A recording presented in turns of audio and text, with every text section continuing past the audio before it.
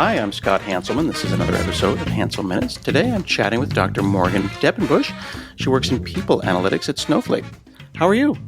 I'm doing well. It's Friday. The sun is out, so can't complain. How are you doing?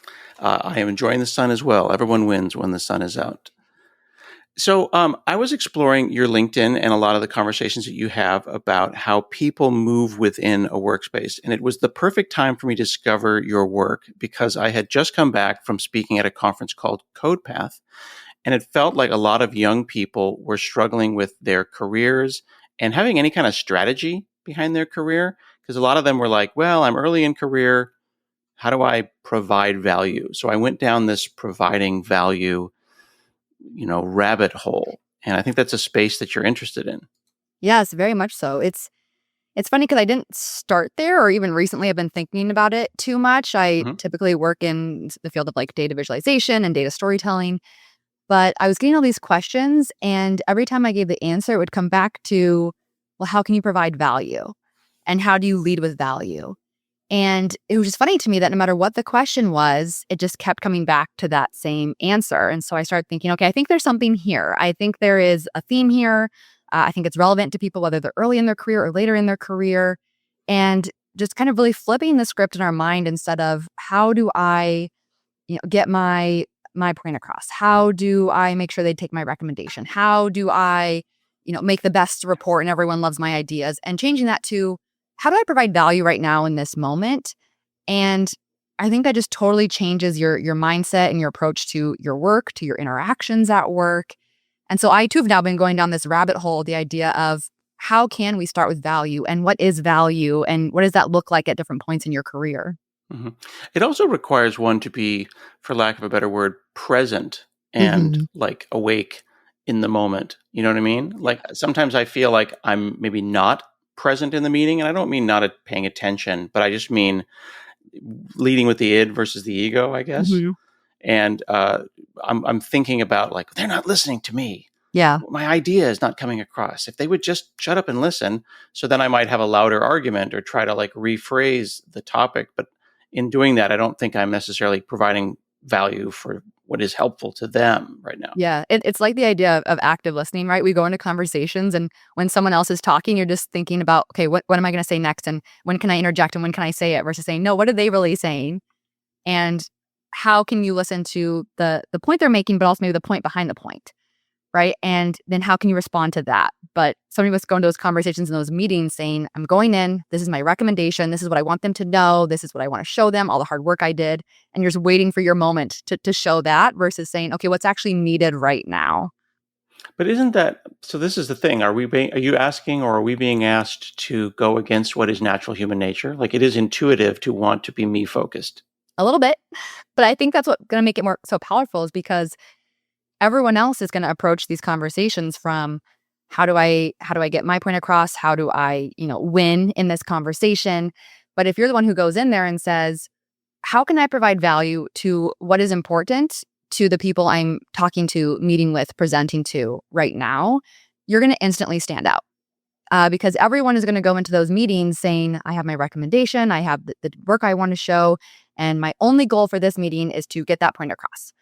But if you're someone who goes in and says, I'm really going to listen to what is the problem? What is the goal? What is their pain point? Do I understand that? And how can I contribute my unique skills or knowledge to help achieve that goal? That's going to help you stand out. But it's hard to do because it's not our human nature. Our human nature is it's a dog eat dog world, especially right now in tech, it's very competitive. And you just go into it thinking, how do I survive? How do I kind of get ahead? How do I be the one who gets chosen for this job, chosen for this promotion? So you have to override a lot of those instincts. And the irony in it is when you do, you're more likely to actually get those goals you're going after when you flip and you start from what do they need? How can I provide value? And then you are more likely to get that job, get that promotion, kind of be seen as more of a partner. You do make a really challenging point, though, that we are in a time when people are nervous about their jobs, about the industry, about their being cemented as being a person that is a useful person at the company, so I won't be laid off. So to be selfish and self-focused and turn inward in order to protect oneself in a space is a very natural thing to do. and to go and say, no, focus on other people and what would be helpful to them right now is a leap you're asking them to make, kind of without a parachute. And they may not necessarily have the privilege or the paychecks in the bank to be able to do that. But you Yeah, still let think me it will give an pay off. example. So I get a lot of DMs on LinkedIn that say, "Will you be my mentor?" And some will literally just be a message that says, "Will you be my mentor? Please, I want a mentor." Do I respond to those? No, not usually, because I don't think I even be a good mentor to you because I don't know you. I don't know what you're working on. And so they came at that with a me centric, right? Like my goal is to get a mentor. I want this person to be my mentor, so I'm going to ask for that. That's my outcome. I have also gotten requests. One person comes to mind. He started sending me DMs saying, "Hey, I know you love data visualization. Here's this new tool that just came out. I don't know if you're aware of it. Thought you might want to check it out." Then a couple of days later, he responds, says, "Oh, this article just came out. I think you'd find it really interesting." He will respond to my post with insightful comments. And so I was like, oh, we started having conversations. And he just every couple of days, every couple of weeks, he would drop a resource that I might thought would be interesting. He might share some feedback on like, oh, this post really resonated because I'm at this point in my career. And so it naturally kind of evolved into he was leading with value to me, right? But then I reciprocate and I say, you know, what's helpful to you? What questions do you have? And he would say, oh, I have this presentation. Can you give me feedback? Or I made a data viz course and I said, I know you're trying to grow those skills. I can send this to you for free. And in exchange, just give me any feedback. Was this helpful? Was there anything that you think I should add to it? Right. So in a way, he kind of crafted that relationship that he probably was hoping for because he started with, how can I give value to this person? And he stood out among everyone else who's just saying the messages, hi, can we connect? Will you be my mentor? Or hi, I have a question. Can we coffee chat for 15 minutes? Right. So it maybe took a little bit longer. You don't just say, hey, can I be a mentor? Yes, I shall mentor you. Right. But you get the outcome that you're looking for because you started with value to the other person. That really speaks to a lot of the situations that I've come into. I get a lot of pick your brain things. Like I've gotten to the point where now, can I pick your brain is actively irritating to me because it's unfocused. It has no direction. It is me centric, but also it doesn't have any respect for the other person's time. Yeah. It doesn't mean that I'm not busy. Like there is downtime. But if a total stranger says, can I pick your brain, along with another 1,000 strangers that also want to pick your brain, there's no value there.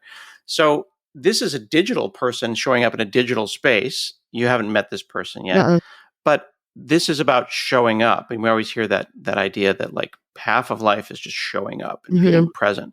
Do you think that this same kind of networking that you've described works in a physical place?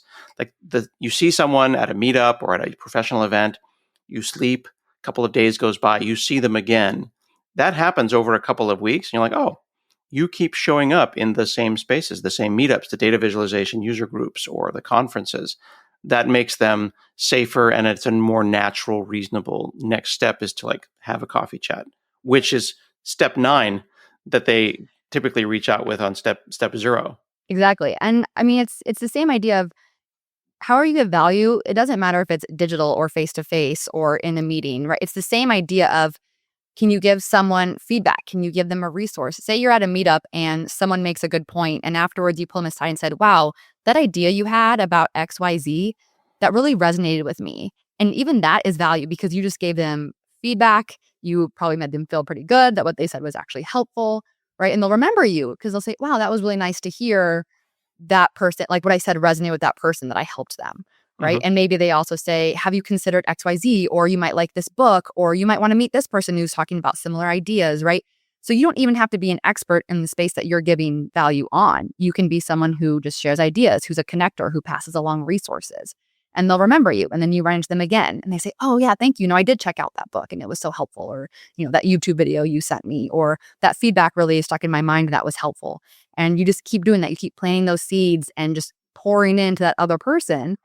And they're going to want to reciprocate in one way or another, right? If when an idea comes to mind, they want to share it back with you. If there's an opportunity, they might ask if you're interested. And so when you start planting those seeds and you just saying, how can I support this person? How can I pour into them? How can I help them? How can I encourage them? How can I provide resources or tools that they might enjoy? You're going to build that relationship much more naturally than just saying, hey, it was nice to meet you. Can we have a coffee chat and keep talking? You've used this phrase before, being a thought partner. Mm-hmm. versus a task completer. Mm-hmm. And everyone's freaking out about AI, very likely rightfully so. And I think of AI as being kind of a task completer. I think that for rote work, we're going to ask it to go off and do a thing. But people are my favorite thought partners. And I really like the idea that value is being a thought partner. Maybe you can expand on that idea. Yeah, so I wouldn't want there to be this. I want someone's takeaway to be value is I'm just going to do anything I can to help someone achieve their end goal, right? Okay. Because you're not just a task completer. Someone says, I need XYZ, and you go do XYZ, because maybe that's not actually what is going to help them achieve their goal, Mm-hmm. right? So you can be someone who says, interesting, what are you trying to do with that? What is the goal you're trying to achieve? Maybe have we considered doing this? Oh, that we could do XYZ, but there's some risks to that. So you help them kind of work through some of their assumptions. Maybe you're helping talk about resources that you know that could help. It's not just a matter of, they say, I need to achieve this sales target, go pull this data for me. Yes, sir, yes, ma'am, and you go do it. That's not really, maybe that's adding value in that little moment, but that's not the bigger idea of, interesting, okay, I did that poll for you, but what are you really trying to understand? Because there might be other things we could look at. Or there might be past research we've done internally, externally that could help answer this question. And so it's helping people also think through, what are we really trying to get at here? And what are other avenues we could explore? What are assumptions we're making to get there versus just saying, okay, I'll go do the XYZ task that you've asked for. And now, poof, I've added value. Sometimes not. Yeah. Like, I mean, if your job is executive assistant and your job is to say yes to everything, Yeah, you probably should. you probably should do those things, right? But you certainly don't. Like, there's a sense amongst early in career people right now that they're constantly trying to prove their worth Mm-hmm. and also overwork, which I'm Yeah. finding to be really challenging because I want to provide value, but I also don't want to lose 10 years of my life and work 60 hours a week. Like, I don't think that's always a good idea. Yep. Yep, I agree. I think having those boundaries are so important for yourself and for just setting up the relationship with people. But there's also always a balance, especially when you're building that rapport. So I've started working with a new partner at work, and they ask for, can we do a data poll, and it's normally not something that might be in our team's wheelhouse, but it takes me maybe an hour to do. It builds that quick win. It shows, yes, I'm here to help you and support you. And then you say, okay, we pulled this. It also brought up these questions. Are you thinking about this? Would it be helpful if we kind of explored this next, right? So it's not always about being the contrarian or saying, no, I don't do tasks. Let me partner with you on your thoughts. It's sometimes it's saying, okay, maybe you're going to do some of those XYZ tasks, but you're building that bridge, you're building that rapport, so you kind of earn the respect and the credibility to be a sounding board to them, to push back when you think it's really time to push back. I feel like people don't talk enough about rapport. Like, Mm-hmm. rapport doesn't necessarily mean making uppercase F friends at work. Mm-hmm. It doesn't necessarily mean inviting everyone over for dinner. Like, rapport is just having someone know that, like, yeah, Morgan gets it. Like, when I want to brainstorm, when I'm ready to work on a project, it's like doing group projects in high school or college. There's always that person that didn't do anything, but they were in the group. There's always the person who carried the group in the group project. But you want your work friends, your work people to be allies, to be cheerleaders. They sit with you and they build up a group and you're like, yeah, let's do it. Let's do this group again. Let's do another Yeah. project.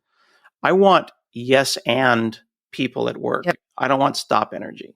Yep. Or I want people to say, I'm aligning with you on this end goal. Maybe the path that you've laid out isn't the right way, but I have another idea to still achieve that end goal. So I would much rather go to someone and say, hey, we're really trying to understand what's going on with attrition. And can you go do an analysis on XYZ? I would much rather them come back to me and say, we could do that, but if we really want to understand this goal of attrition, I think there's more value in looking over here. That to me signals much more of a thought partner of value, because I'm like, okay, you understand my goal. You understand what I'm really trying to do here, versus someone say, okay, I pulled XYZ, here you go. And it doesn't actually help me achieve my end goal of attrition because it was, an assumption I made, or it wasn't the right analysis. So when someone can come back, and even if I were to respond to them and say, no, I think it is XYZ, I think we really should go that route, but thank you. I still know that they understood my goal in the end, and they're thinking about that, and they're starting with that. And then maybe they come back to me in 2 weeks and say, hey, this other research just came out, or this data point came up. I know you're worried about attrition. You might be interested in this. right? Then I say, oh, they get it. They know this is on my mind. Whether or not I even use that data point or that research is irrelevant at that point. I know this person has my best interests at heart in that way, and they're thinking about my goals. And now if I have a big high stakes project coming up, or I need to look at this more, I'm going to go to that person. So I'm like, they know my goal. They're thinking about it too. Right. And you didn't ignore their perspective. You didn't minimize their perspective. It was given the respect it deserves, even though you may have disagreed and committed to something else. Yep. There's this phrase that we used to use at Intel, which is called disagree and commit, where it's like everyone gets heard, everyone gets to argue and fight, and we'll all go to lunch later and no one's feelings gets hurt. But disagree and commit. It's like, okay, Morgan, I get that you feel strongly about this. We're going to go a different way. We hear you. But now we're going to disagree and commit to a thing that we've all decided to go. And that's hard. That's hard work for any early in career or later in career, because it's like, man, they didn't pick my idea. Maybe now I don't provide value. Yeah. Well, then you're going back to the me-centric mindset when you're doing that, right? You're saying, well, they didn't pick my idea. My goal was for my idea to get picked. It's like, no, your goal should be, how can I contribute to this conversation? I gave my idea, they heard it. And now I'm going to get value by getting on board and helping this team win with the path we've chosen, right? And maybe I had a professor in grad school, and I'm going to totally get this phrase wrong, but he was saying like I'm sure he took this from another quote, but like it was better to, if you have two mountains in front of you and you're not sure which one to climb, don't just sit there being, is it that one? Is it left? Is it right? I don't know. Just start climbing that mountain, because the sooner you find out it's wrong, you can get back down and go the other one, right? So get on that team, climb that mountain. If that wasn't the right one, great. You all help everyone get down and you go to the next one. And so you don't want to be the person who's like, well, my idea was X and they didn't choose my idea. So now, I'm not going to get promoted and they're not going to see my value. No, like you were part of that conversation. And now you're showing I can be a team player and I can help us get to the goal that we're trying to achieve. I think, though, that people are worried that their ideas will be stolen. Like, this might be a bit of a left turn, but when I talk to early in career people, maybe underrepresented people, they feel like, well, if someone took my idea and they put their name on it, and if I try to not be me-centric, if I don't look out for number one, watch out for me, then it's going to make it easier for people to step on me. These strategies you're describing are idealized strategies that maybe work in an idealized environment, but maybe work isn't as friendly and as low competition. How would I apply a non-me-centric perspective in a situation that might not be as friendly? I would say it's relationships and documentation. Documentation.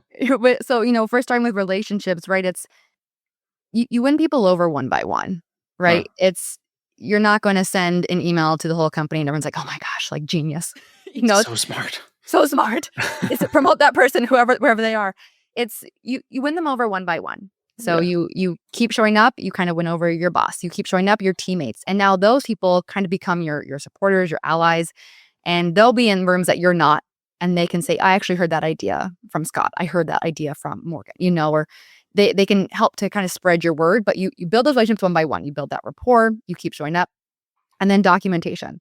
So if you have an idea or proposal, put it in a doc, put it in a document, right? Put it in an email. And it might be that someone else takes credit for it and runs with it. But when you're having those meetings with your boss, when you're talking about promotion, you can pull it up and say, hey, remember, here are all the things that we talked about. Here are the ideas that I proposed. And look, this idea got implemented 6 months later. Maybe someone else kind of ran with it, but here I have it all written down and we've talked about it. And so I think it's that the building one-on-one relationships, because that will ripple effect in the other rooms that you're not in. And as you get farther along in your career, you'll build relationships with more senior people one-on-one. And then the documentation for anything, for anything you're proposing, for ideas you have, if you have that written down, it's something you can always point back to. I wish I had known 30 years ago that the compounding interest of relationships is huge. Like, how they always tell you that if you start your retirement, even with $5 or $10 when you're age 20 versus someone who starts at 40 and tries to catch up, the person will never catch up because compounding interest. And like, we all like, okay, yeah, sure. But now that I'm looking back on my career, I'm like, oh my goodness. Like, there were times I was such a jerk at 20. I could have saved time by being more value-led and less me-centric. Yeah. And these relationships, what people think are the quote-unquote old boys network, for a lot of people is really just being reliable, providing value for years, and Yeah. then you become known as a good team member. Yeah. That's a really hard thing for a 20-year-old to be told. Totally the same experience where when I look back, I'm like, wow, like all those threads I never knew were connecting. And so, I mean, Yeah. I've one example. I was at Google for almost 10 years before I changed jobs. And in my first year, I had started talking to someone who's on a different team and they were trying to do some sort of analysis, but they didn't have someone with that skill set or the bandwidth to do the analysis. And so I said, I'll do it. I'll kind of fit it into my current workload. This is totally unrelated to my current tasks. I for sure will not get promoted based off of this, but I have this skill set. I think it's an interesting problem. Let me align my unique skills to the goal you have. And so I spent a few weeks helping them with that project. And that was like, thank you. Great experience. Moving on. You could have looked at that and said, well, that had no benefit to me. I had to work longer and harder on something that wasn't even for my team. 6 months later, they have an opening on their team and they want some of that same skill set. And so they came back to me and said, hey, we're hiring on our team now. Would you be interested? I said, yes, I'd be interested, right? And I transferred over to that team. And so it's that compound interest. You built the relationship, you gave value, and maybe there wasn't a clear, I will do this until I'll get this in return at the moment. But like you said, it compounds and you build those relationships and you'll start to see those things come back to you tenfold down the road. I mean, I would, in a heartbeat, do an analysis for 2 weeks to get a new job 6 months later, right? So you're doing things for, I'm going to give value. I'm going to use my unique skills to meet this moment to help someone with a goal that they need to achieve, knowing that you're building those inroads, you're building those relationships, and it's going to come back to you. Mm-hmm. Right now, people are focused on keeping their jobs, on expanding their careers. And I think we're seeing people ask themselves, like, do I care about the work? Do I have passion about the work? Or do I care about my coworkers? Like, what is it that keeps people going to work? Like, I think you called it work passion in your PhD thesis. Yes. Like, where does that... You've done your research on my research. I try to do my research. Otherwise, I'm just a guy with a microphone. So that helps work against the imposter syndrome, right? So this idea of passion at work, like I particularly amongst engineers, I think is a real challenge, and you must have seen that at Google. Mm-hmm. It's, gosh, when I did my dissertation, I was pretty naive. I had never actually gone to the work world. I was doing a PhD researching work when I had never actually worked, so I thought I was an expert on it. And I love this idea of work passion and what keeps you passionate about your work, and does it change whether you burn out or you love it? Because I've seen it go both ways. I've seen people who are so passionate they work way too long hours and now they're burnt out on the thing they cared about. And I'll say that the one thing I remember most strongly from my dissertation was that work passion mirrors romantic passion, where when you start a job or you start a new like hobby or task or project, you are all about it. It is the best thing that's ever happened. And for 6 months, whether it's 6 months of your relationship, 6 months of your job, you are in the honeymoon period. And it is so great. And you could just ride that honeymoon period no matter what happens in your job and the relationship. You will overlook the negative aspects. And then you hit that 6-month hump and you're like, that initial kind of adrenaline, that initial like appeal of it has kind of died down. And now I can see it for what it is. And there's the pros and the cons. And then it kind of comes down. So that's always stuck with me. I always tell people, if you're dating and you're thinking about getting married, has it been at least 6 to 18 months? Because that is the honeymoon period until you can make a good call. But I think it really is the idea of passion. It's going to differ for everyone. And I don't think you have to be passionate about, the hour by hour of what you're doing. I think you can be passionate about, does this help me meet the goals that are important to me? So before I was a parent, I wanted to fully love my job and the work I was doing day in and day out in the projects. Since becoming a parent, I want a job that is fulfilling. I can, have a unique contribution, but I want a job that's going to say, yes, it's okay to leave at 4 o'clock and go pick up your kids, right? And so it could be a job that's the most amazing thing in the world. I'm so passionate about it, but if it's going to take away from things that I value instead, I'm not going to do it. And I think after COVID and, people experience that, like their priorities changed. And we're seeing that with RTO, and it could be the best job in the world, but if it doesn't support your bigger goals and your bigger priorities, it doesn't matter how passionate someone is about it, they're going to probably step away from it. And some people, the passion is going to be the job. Some people, the passion is going to be their family. Some people, it's going to be the people they work with. And so just knowing what is it for you, and then how do you build an environment around that supports that.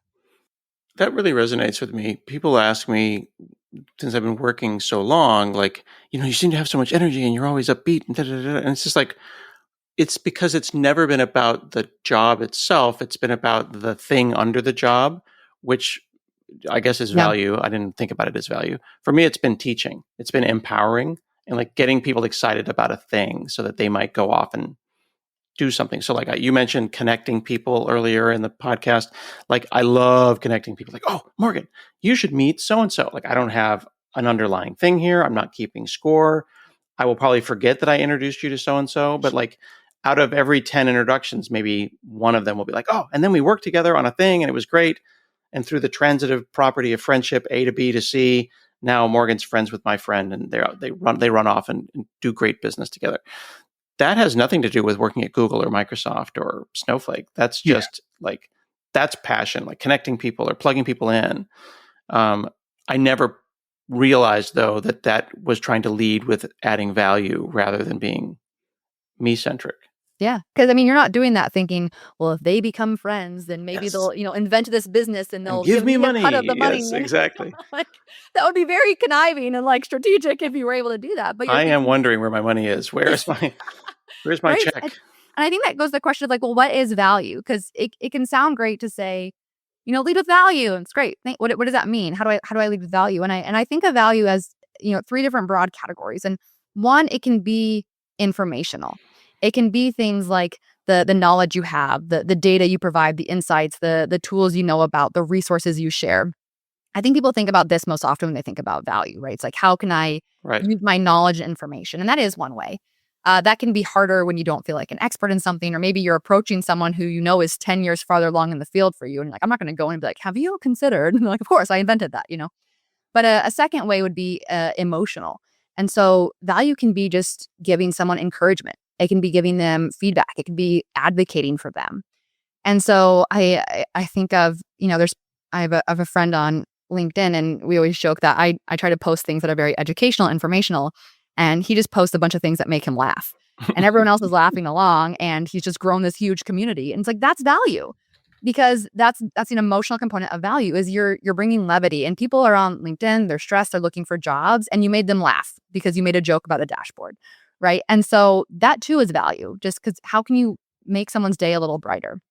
And then the third way I think of value is strategic. And that's where that thought partnership comes in, right? How can you offer perspective? How can you surface risks that people might not be aware of? How can you help them ask the better questions? And I think that's the one that maybe more as you become more of an expert in your field, you start to add more of the strategic value. But anybody can offer the informational and the emotional. So the informational goes back to the example of the guy who sends me resources on LinkedIn, right? That's information. Here's a tool I think you would help. Thank you, right? Then he also adds the feedback. That's the emotional aspect. So you don't have to be an expert. You don't have to be smarter than the person you're trying to add value to. But just think about those three components of, is there information I can share? Are there a tool, an article they'd find interesting? Is there emotional, whether that is encouragement, advocacy, humor, if that's your specialty, or just strategic? Do I feel like I can help someone rethink how they're approaching this problem? And all three of those are really solid ways of giving value. Yeah, and I think that's a really good reminder for people who are early in career. If you're listening to this show and you're thinking about like, well, I don't have the information, I don't have the context for strategic, but I would rather work with a pleasant, thoughtful person who will give encouragement and advocacy and clear feedback. Someone who has an emotional brain, even if they don't yet at this point in their career have all the data and all the insights that I might necessarily need. Like a person on the group project who is positive is certainly better than a genius who's a jerk. Yep. And Yeah. we don't think about those kind of things. Like I I need always allies joke to and my cheerleaders. husband, I was like, I'm a personality hire. He's like, no, you're not. You have the education. But I'm like, well, sometimes you have to be that person who brings the levity, especially to hard projects. And it just changes people's perspective of work. And also, you can do two things. Like Yeah. when Twitter came out in 2006 or 2007, I feel like our entire brains all thoughts became the size of a tweet. And like if a statistic doesn't fit in a tweet, if a data visualization doesn't fit in a tweet, then it's like not, the American brain can't hold it. Mm-hmm. And I think that that's just wrong. And suddenly with 24-hour news cycles and everything's a tweet, we can't do two things at once. I think you can be value-led while quietly being me-centric, because in doing that, you are trying to lead with value while improving your career and your status. Yep. You can do two things at once. Yeah, 100% agree. It's funny when you talk about like the attention span of a tweet. I saw a funny post, I mean, months ago, but it stuck with me, where they said, we don't have short attention spans, we have short boring spans. Like, you will go sit through a 3-hour movie, no problem. And that's not an attention span. It's because it's keeping your attention, right? And so it's not about, do everything you can in 10 seconds or less.